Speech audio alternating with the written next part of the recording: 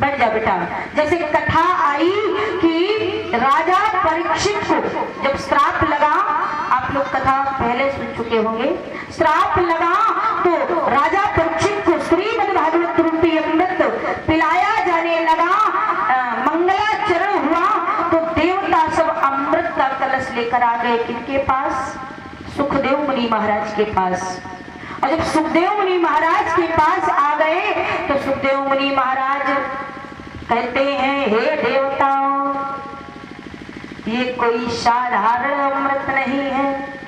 अच्छा, और कहा देवताओं कितने भी चतुर हो, लेकिन कभी कांच और हीरे की अदला बदली हो सकती है क्या? जैसे सोना और लोहा की अदला बदली कोई करेगा? नहीं करेगा। क्यों?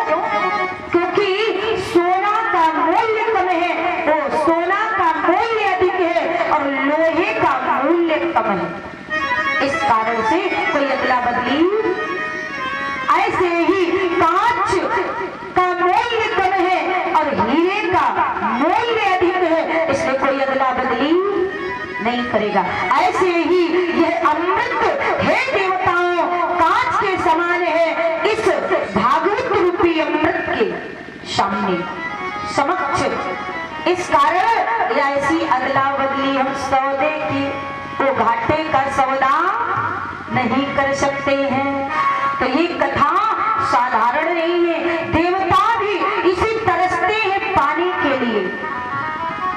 इसलिए अब जैसे कुछ लोग आते हैं, कुछ लोग विचार करते हैं कि कथा कहाँ हो रही, कौन करा रहा, इससे मतलब नहीं है।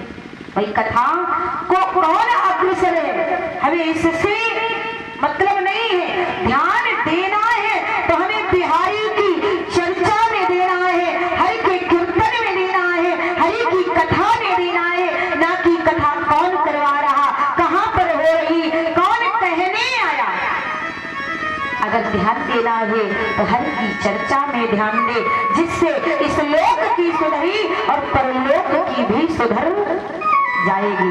बोले गोविंद भगवान की जय हो। आइए भगवान नाम का संकीर्तन, इसके बाद सुंदर कथा कहेंगे।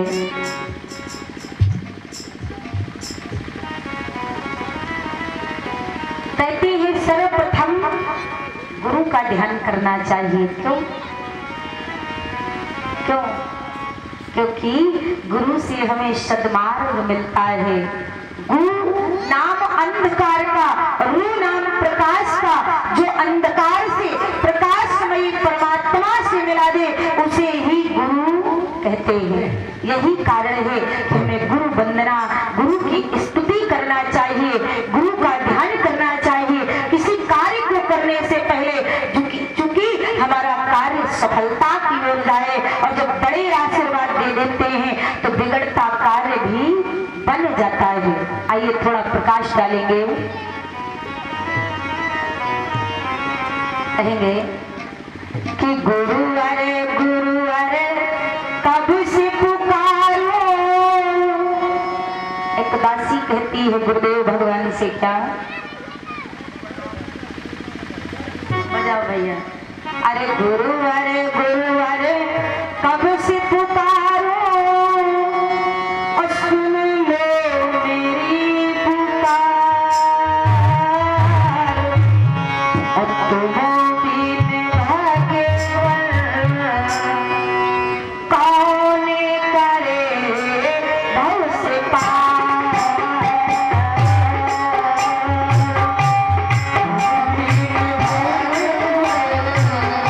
कौन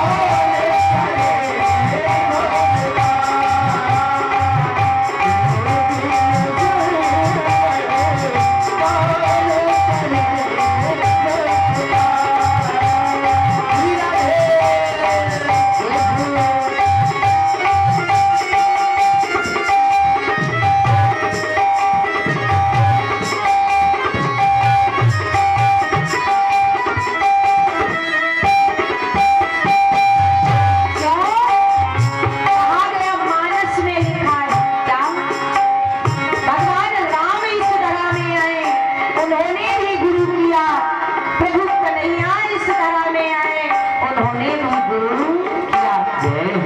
सुना होगा कभी कभी मानस में क्या, प्रातः काल उठ के रघुनाथा, मात पिता गुरु आई माता।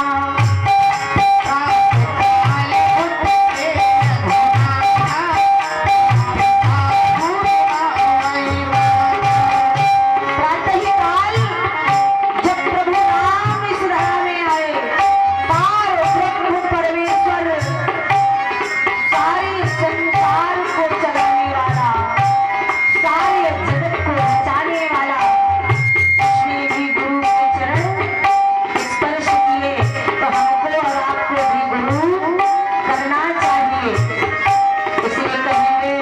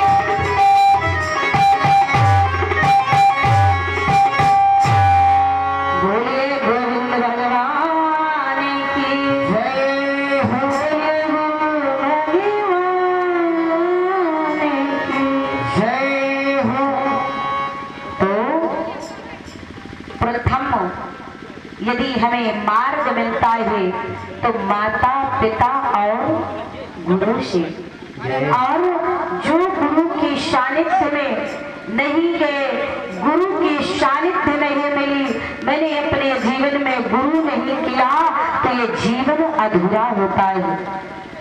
ताकि ना हमारा जीवन, यदि मैंने अध्यात्म अपने जीवन में नहीं उतारा तो हमारा जीवन अधूरा है। देखो बड़ी दूर से आई है बिटिया, बैठ जाओ। हाँ, बोले कन्हैया लाल की जय हो। इसलिए गुरु चरणों की वंदना अवश्य करना चाहिए। हरिपाल भैया जी,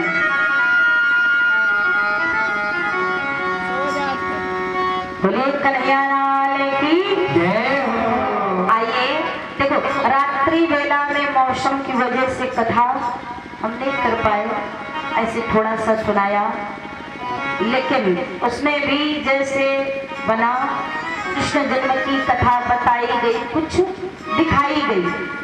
आइए अब क्या होता है, ज़्यादा समय न लेंगे क्योंकि समय कम लगता है और धूप भी बहुत होती है, इस कारण से आइए कहेंगे। इधर भगवान श्याम सुंदर पहुंच गए थे, कहाँ? गोकुल में। और उधर से नंद वसुदेव जी एक कन्या लेकर के जेलों में आ गए थे। और जब कंस ने कन्या को देखा कि कन्या जेलों में है, तो कंस ने सोचा कि ये डर गया, अरे आत्मा लाल होना था और ये कन्या कहां से आ गई? मुझको लगता है कि ये विष्णु जो छलिया है, छल कर रहा है, डर के कारण एक कन्या रूप में आ गया है। तो क्या मैं कन्या को रहने दूंगा? अरे मैं उस कन्या को भी समाप्त कर दूंगा। तो उस कन्या को जेलों से लेकर के आया और जब ही धरा पर पटकना चाहा तो कन्या हाथ से छूट कर